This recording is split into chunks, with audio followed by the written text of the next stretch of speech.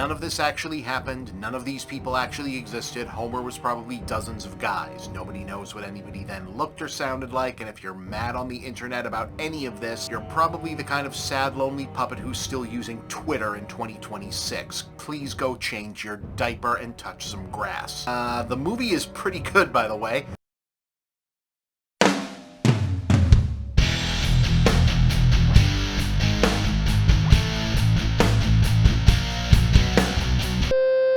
So this is a good movie. I'm going to end up giving it an 8 out of 10 when this is all said and done. Talk about the pretty interesting parts. You got to do what count as spoilers, which, yeah, it turns out you can actually spoil a movie that's thousands of years old. So I'll throw that up after the basic stuff review. But, yeah, if you just want to know if it's pretty good, yeah, pretty good. Christopher Nolan movie, pretty damn good. Shocker of shockers, etc., etc., etc. You know what is pretty interesting about Christopher Nolan, though? Is, and he doesn't get enough credit for this, I don't think. A lot of people just dwell on the fact that his movies are all very meta, and they're all meditations on the form of filmmaking and screenplay structure. The Batman movies are about adapting Batman. The Oppenheimer movie is about making the atomic bomb, but it's also about the use of theatricality in the execution of a wartime superweapon. Tenet and Inception and The Prestige are about the structure of screenplays and storytelling and how to reveal your hand, in the case of The Prestige, specifically in the structure of conducting a magic trick, but also in revealing the twist of a movie. But you know what is something that isn't often remarked upon in the way that Nolan lays out his movies, is he basically assumes that the audience is smart. I don't actually know if he thinks that the audience is smart, but he lays out his movies as though he is presenting them to an audience that at least basically already knows or can be assumed to keep up with the story that he's presenting. A most obvious example, his Batman movies, all three of them, basically assume that you already have seen a bunch of Batman movies or cartoons or comics or whatever, and you pretty much already know this shit. You already know Batman is Bruce Wayne, you've heard this story, and you're ready to see him riff on it. Oppenheimer pretty much already assumes that you know how World War II goes, and he can skip to the interesting stuff and focus on the stuff that's important in this story. His movies present themselves as, you guys either know what this is or you're smart enough to keep up, right? Which, whether or not the audience deserves to be treated that smart, you can appreciate. So this version of the Odyssey basically assumes that by cultural osmosis, we all remember the Odyssey from school, or we've picked up enough of the general story of the Odyssey to remember what this is. There's a Trojan War, some guys get in a horse, there's a Helen of Troy. Odysseus is the guy who comes up with the horse plan. He's supposed to go back home after that. He gets lost along the way, encounters some various monsters and witches, all sorts of god business, and it takes him a while to get back, and then when he does, there is some violence. Like, not everyone remembers every single version of it. I don't think that they make kids read the entire Homeric Odyssey anymore in school. I don't even think that I made me read the actual version when I was there. I think that at one point we read enough of it, and my English teacher put on that Armanda Sante miniseries, which was pretty cool, by the way. But, like, whatever. I watched a bunch of, like, Greek mythology movies as a kid already. I was set on the Odyssey before I ever got to school. Not to humble brag or whatever. I was always more of a Jason and the Argonauts guy. But basically, this version kind of assumes you already know this shit. You probably at least watched Troy.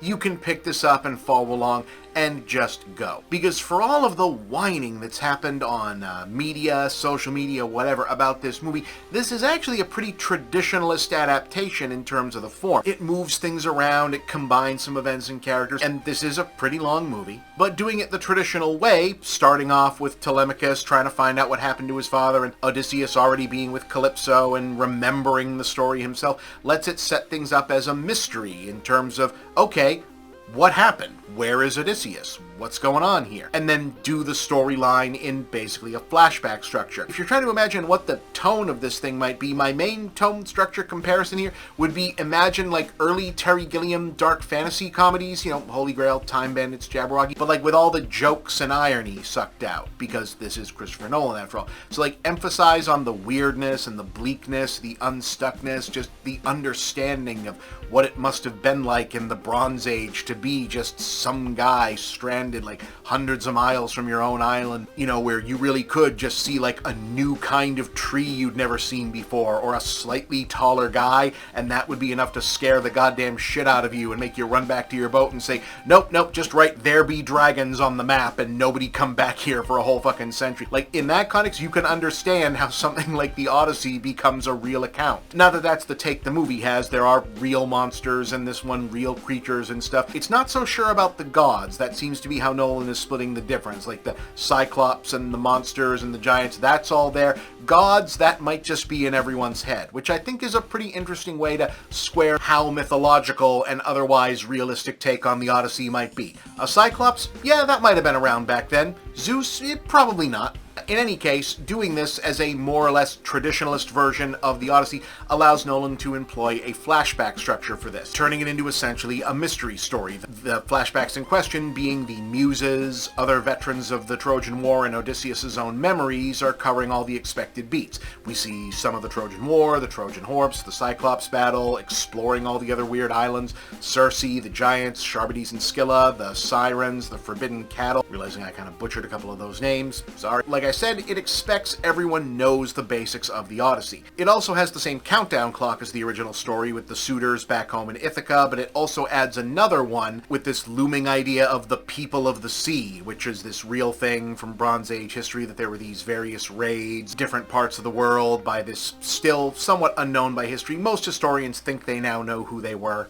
The movie has a theory as well. And that all of the different Greek states, we don't know who these guys are, but they're attacking everyone all up and down the coast, and we need to get ready for this. That's another reason why the queen really should hurry up and pick a suitor so we can get ready for what'll probably be the next big war, but we don't know who these people are or where they're coming from. We hear about it while Odysseus is out at sea. They keep showing up in places like, oh, we thought you might be the people from the sea. No, we don't know who those guys are. Those must be other guys. What's going on? We better get back home. Apparently there's this new enemy we've got to fight. Not exactly subtle, but okay. Stacked cast in this too. Tom Holland is excellent here, by the way.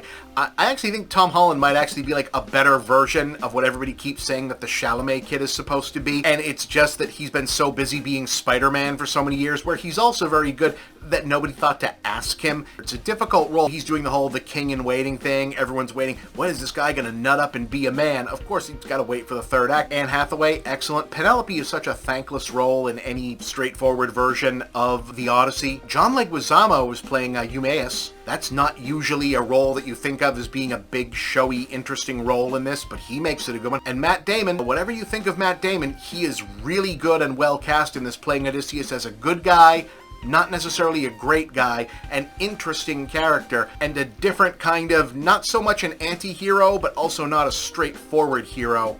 And he really has come into his own as a really unique actor and unique protagonist. It also strikes me that one of Nolan's other unfair reputations is that he's often cited as an antiseptic filmmaker. You know, he's not super interested in extreme sex or violence for their own sake, which in some spots you'd think would make him an interesting fit for this story that's really mostly about various women being under constant threat of sexual violence, and or the men presenting said threat acting out or being consumed by various other types of violence, mostly because or in pursuit of the first type. And you know, classic or not, it doesn't necessarily lend itself to being a purely intellectual exercise, and this certainly makes this one of the more often kind of subdued versions of the Odyssey, which is, you know, subdued is not really the word that you would expect for a movie about boat chases and piracy and giants and monsters and guys getting gobbled up by cyclopses and such, but this is much more about a thoughtful version of this sort of thing. That said, it doesn't prevent him from getting to Act 3 and saying,